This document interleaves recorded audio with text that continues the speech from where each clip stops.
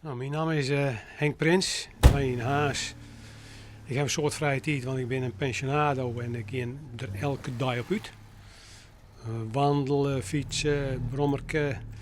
En dan kom je heen en dan denk je van, deze is een soort loos. En dan ging ik automatisch een beetje aan het opruimen.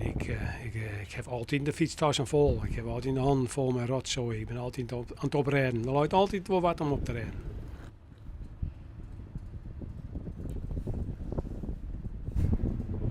Ja, wat is het nou? Wat krijg ik voor, hè?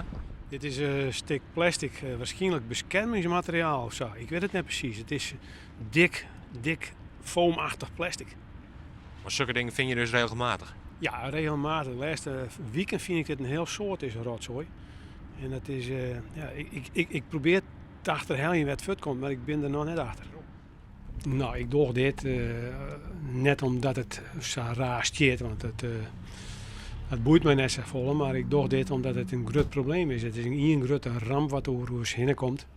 Het zal mijn tijd wel worden, ik ben 64. Maar de volgende generatie die zadelen nu op met een hele grote probleem wat betreft de plastic sop. En ja, helpt het dat jou dit oprijdt? Dat moet wel. Alhoewel ik wel eens een beetje ontwijfel voor mezelf. Want het is een soort werk. Maar ja, dit moet wel helpen. Elk stukje wat net in het wetten komt, dat is weer een stukje minder wat in uw voedselketen terug komt.